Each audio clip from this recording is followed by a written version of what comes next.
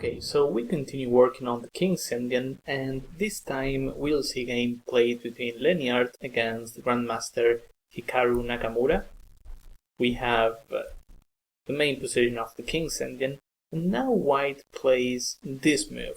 We know this is not the main move, that is e4, otherwise he can try playing Defiant Keto with knight f3 and g3. This move is a subline, and White he can try playing queen d2 plus bishop h6. The move order we saw is knight f3, black castles, and now either bishop f4 or bishop g5. We saw these two systems, and as we know, once he develops his bishop out, then he usually continues with e3. In this game though, White plays bishop g5 first, and if we castle, we can for instance play queen d2 and plan something like this. I don't think this is special at all for White, but it is a try. And let's see how Nakamura played. He plays a quick c5, and I like this too because we are trying to punish this quick development of this bishop c1. If he plays d5 here, for instance, we can already go for a Benoni position. We've seen setups like this on the bishop g5 system, also on the bishop f4 one. And if White takes on c5, this is a possibility as well.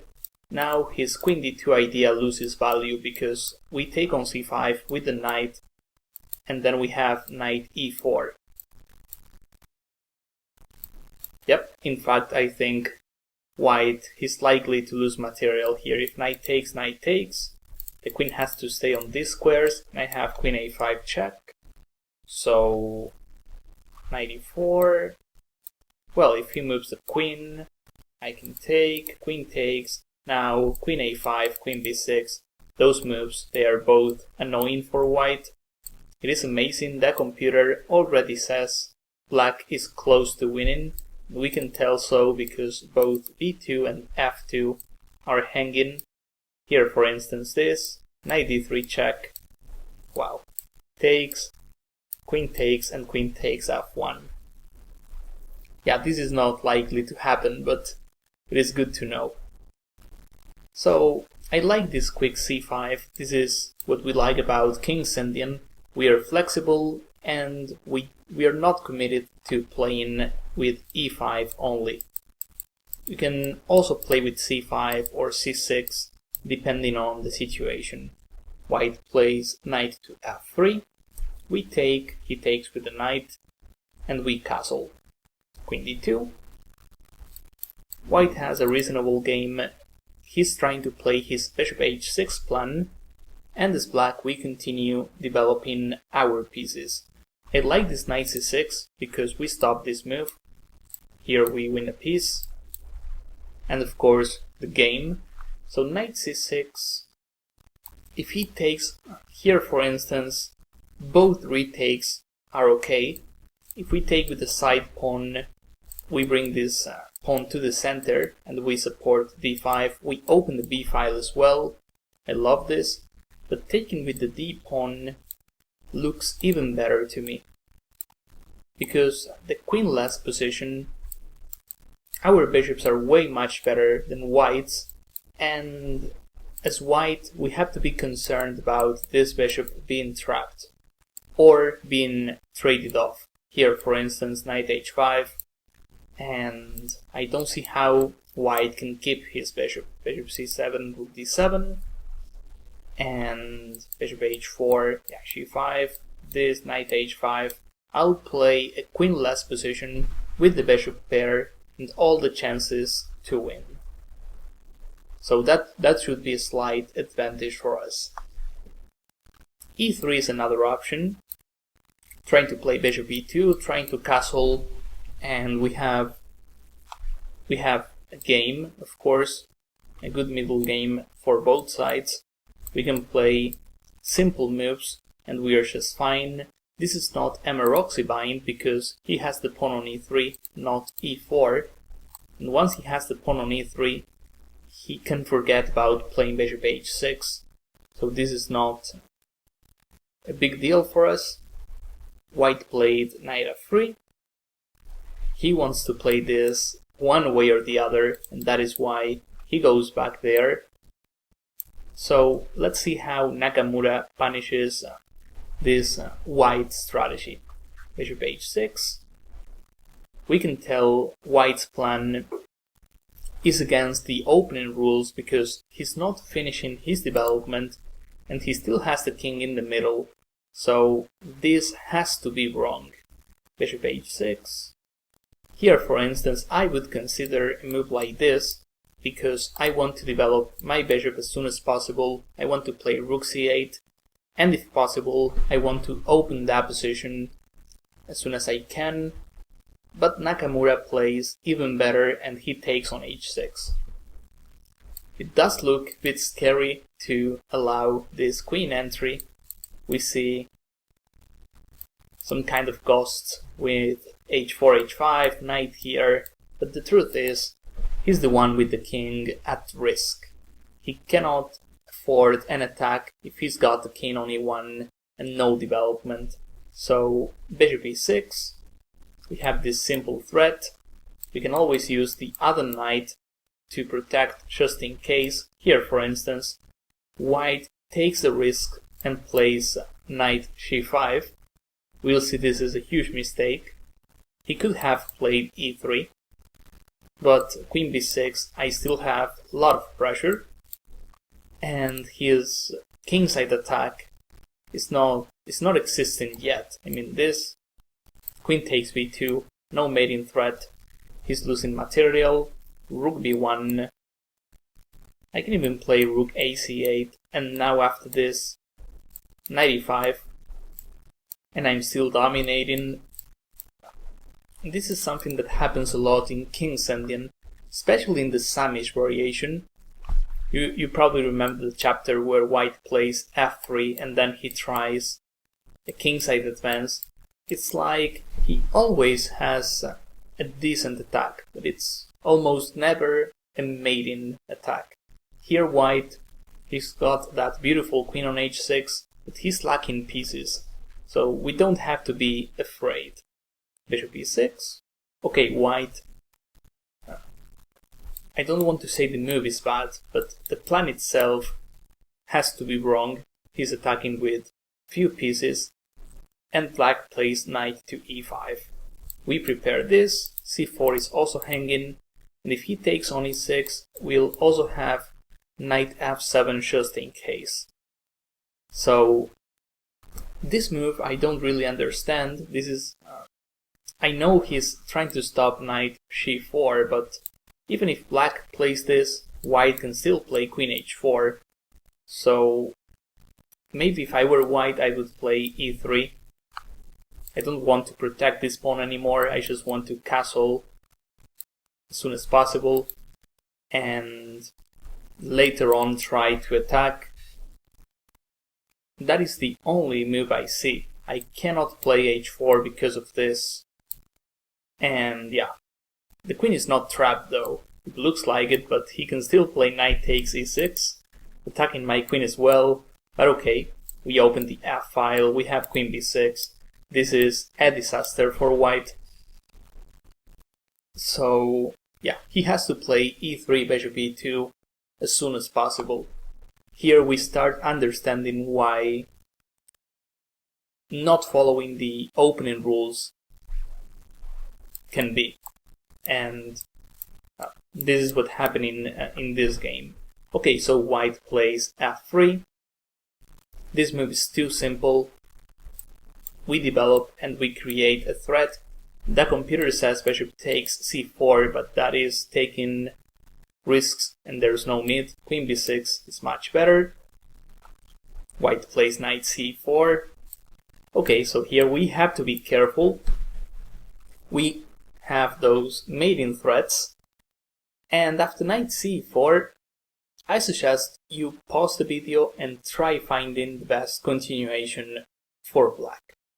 Maybe we are looking for tactics, maybe we are not. Pretend this is a real game and you have to make your move. And of course try calculating as much as you can. I'll do a little pause of 10 seconds and then I'll continue talking.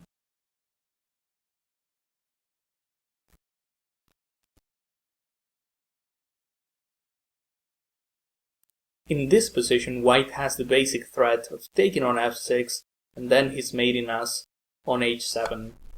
If we take, well, he mates us. And the only reasonable move looks knight to d7. This is like the only way to keep this knight under control, and at the same time we keep the knight on f6 protecting h7. So that is the worst scenario. But this in-between check is the first move to start with. He has to move the king to d1. If he covers the check with the knight, then his threats are no longer there. I mean, the knight has to deviate.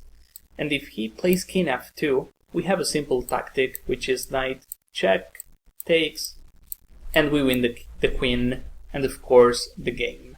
So this in-between move is the first step. King d1, and now black plays the simple knight to d7. We make sure his king stays in the center, white keeps on fighting. This is his best try, because, well, what else can he try? This, knight takes. Now there's no way for him to push this knight back. Even if he plays e4, we got that square under control. And queen takes b2 is happening too soon. So h4. And okay, he's trying to play h5. It's like his last try. Here if we calculate well, we will realize queen takes b2 is winning already. He can play rook c1. We can bring our rook, and again, this attack is like an illusion. It is not even working. We can play bishop takes c4.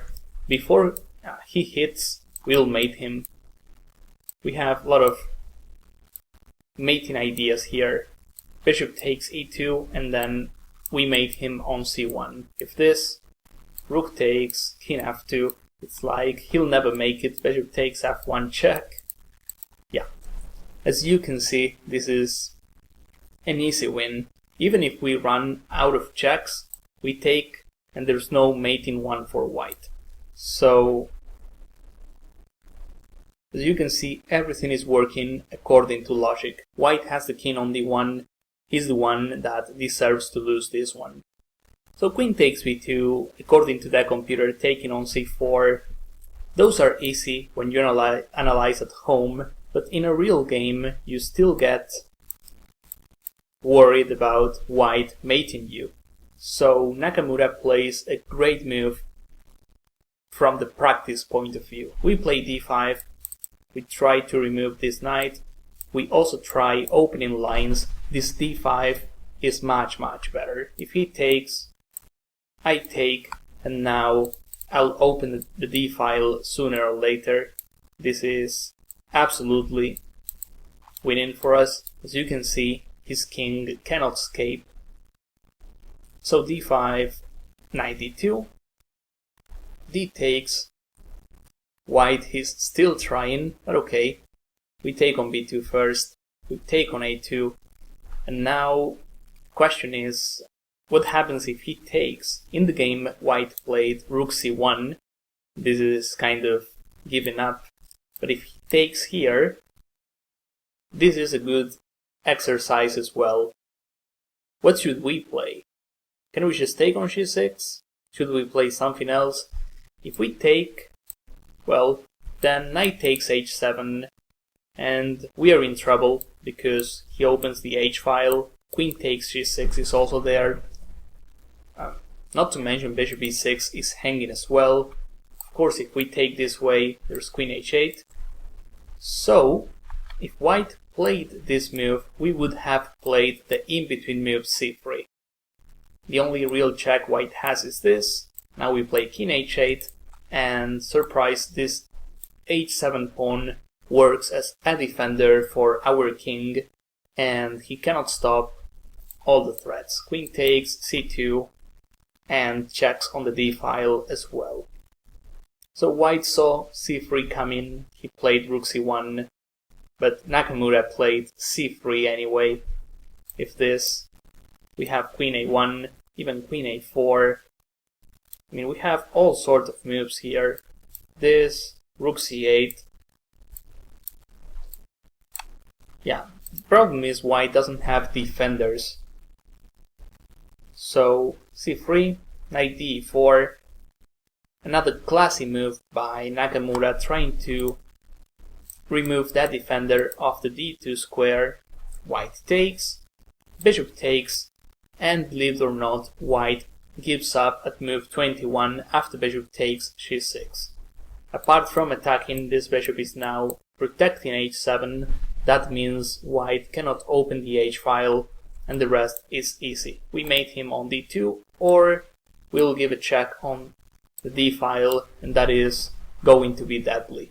So, amazing game by Nakamura. I think it was a first round game, and white player was almost at 2400. I mean, he knew what he was doing, and it is amazing how black, with the pressure we usually have in King's Indian, took advantage of this wrong plan. So, once more, a good example to learn something. Let me share another game. This is one of my favorite games in King's Indian. I'm not sure this is a well-known game. This is Elbilia against Alexei Shirov. This is it was played in France in 1993. And we know Shirov is well known. He's known to be a tactical player, so the King's Indian is the perfect defense for him, especially if he faces the 4 pawns attack. I mean, this is one of the most aggressive lines we can meet when we play the King's Indian. And in this repertoire, in this course, we recommend c5. Our goal is to play a Benoni setup. As you'll see on the chapter of this line, you'll see I recommend this, playing with bishop g4, knight bd7, and at some point playing knight e8. This happens to be the main line. Of course, you can check it. But after d5, here Shirov plays b5. And this is something I said on that chapter. Against the 4 pawns attack, we can also try playing a Benko gambit with b5. White, he's been exposing himself a bit by advancing his pawns, so playing a gambit makes a lot of sense. White takes, he takes with the pawn. This knight takes runs into knight takes e4, he loses his center. We also have a lot of pressure on the queenside, of course, so if he takes, he has to take with the pawn. e5 is another option. We see some action here. He takes on b5, I take on e5, and usually when we see these positions, I prefer taking a center pawn, and I don't care much about my side pawn. I mean, this trade is clearly favoring me because I get more pawns in the center that I can eventually advance. So c takes b5, a6, we continue with the Benko gambit, b takes a6, and queen a5. Our last 3 moves we started showing aggression, and despite white having an extra pawn, we already have all sorts of threats. His king is still on e1. This reminds me of the previous game. White plays queen d2. Weird, bishop d2 looks more to the point. We can play bishop takes a6. No real discovers for white. Worst scenario, I play queen b6. And I have the usual Benko compensation. I take with my queen, so I make his castle tougher, and then I play knight d7, rook fb8, and honestly, I feel black is doing fine, even if we are down a pawn. So queen a5, queen d2. This is the first weird move. The queen is on the bishop's way. We take on a6, and white plays e5. This game has something in common with the previous one. White, he goes for an attack without having a good development. And that is, as you'll see over the course of this work, you'll see this is not a good idea, because in the king's ending, black is usually well developed and it is ready to counterpunch. So let's see how Shirov did so in this game. He plays knight f d7. Honestly, if we want to open that position, I don't mind taking on e5.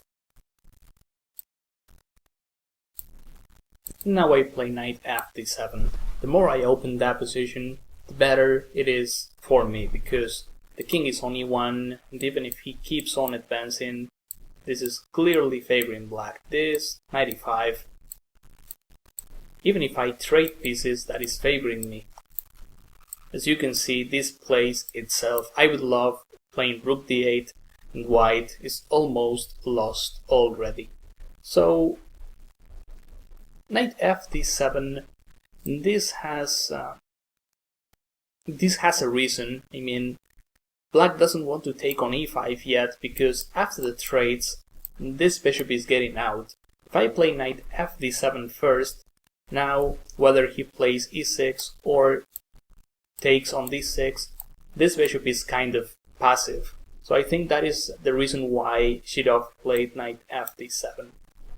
And of course we have the threat of taking on e5. So white, as usual, one mistake is followed by another, and he goes e6. Knight e6. We could have taken on e6 as well. I like this because even if he takes now, queen d5s, they are not working because this is not a check. Knight b6. We see this plays itself. We have a big compensation. After pawn takes, I'm pretty sure white, he wasn't retaken. I know he was playing this move. Don't tell me how I know this, but maybe from my king's Indian experience, he wants to use the e6 square as a whole, and if possible, play something like queen d5. So instead of allowing this, Shirov plays knight b6. I like this. Now, if he takes, I can even play king h8, or this. I mean, this can't be a huge deal. In fact, we'll see something like that in the game. So knight b6, white takes, queen takes.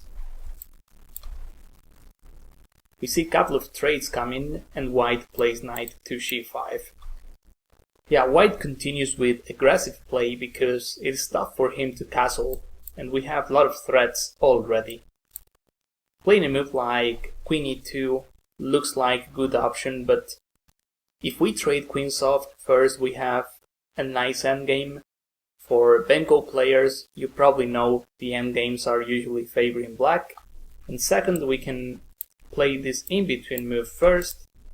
We trade queens off, we take the d5 pawn, and we keep on grabbing pawns. This is a disaster for white, who's also likely to lose the a2 pawn sooner or later. So yeah, if he cannot play queen e2, then he's in trouble because he has to play with the king on e1. So knight c5, rook f5. We keep a closer look to the d5 pawn. Queen e3. Well, he's creating some threats, but black simply ignores with knight 8 d7. I love this. This is what King's Indian is all about. And white plays knight to e6. You're probably asking what happens if queen e6. Well, if this he mates, so we'll play king h8, this, rook takes, queen takes, and white, yes, he won material, but the king is in terrible shape. We can play queen d3, and I invite you to try and find a move for white. You won't be able to do so. He's absolutely lost. We have all sorts of threats. Knight takes e5, rook f8, and yeah, this is a win for us, despite white having an extra exchange. This move also counts. Doesn't make any sense to have extra material if your pieces are not playing. So he plays knight e6, and here a great move by Shirov. I have to say, Shirov is one of the greatest tactical players ever, and he plays bishop to e5. I know this has a tactical reason. If he takes, we pin the queen, but still, bishop e5 looks great to me. I mean, I wouldn't expect a move like this. And what I love about bishop e5 is that we close the e-file, so no more threats, and we keep our powerful bishop. If required, we'll take on c3, but in the meantime, we post the bishop there. Knight c7. We see a lot of action going on in this game, a lot of hanging pieces. That is something that happens a lot in King's Indian. Be prepared to start doing some sacrifices. Knight takes rook, and of course we are not taking on a8, we'll take on d5. Let's make sure everything is hanging. Let's go after his king.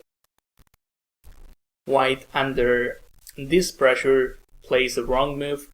The only way to keep playing is queen f3, and after this he has to play the careful bishop d2. This is too tough to see. And even if white does see this variation, he has to deal with the powerful rook takes f4.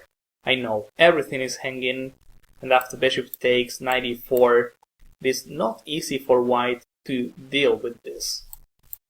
He's got a lot of extra material, but look at his king, look at his pieces.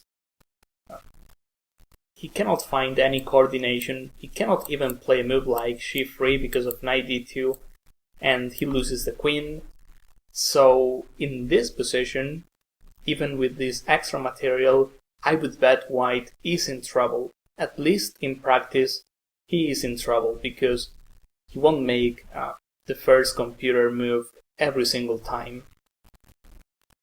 So white plays the human move queen d2, but then the simple knight takes c3. If this, I take on e5 with check. If he takes on c3, I pin the queen. So white castles. And okay, here I invite you to pause the video and try finding the winning variation for black. I don't know if it's super tough, but I know it is beautiful and it is a nice mate pattern. So if you want to pause the video, I'll do my 10 seconds pause and then I'll continue analyzing.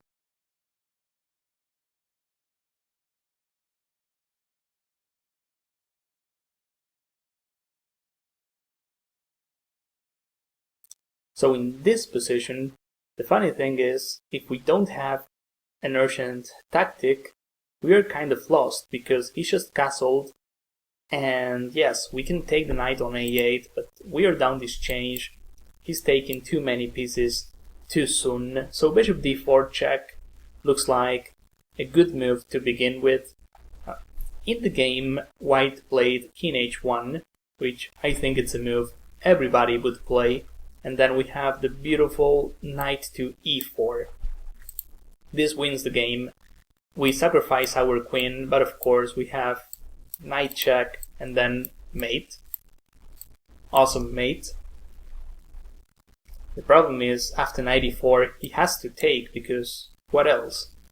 If he plays queen e2, we can even play queen a6, try following that queen till he takes, and yeah, that's it.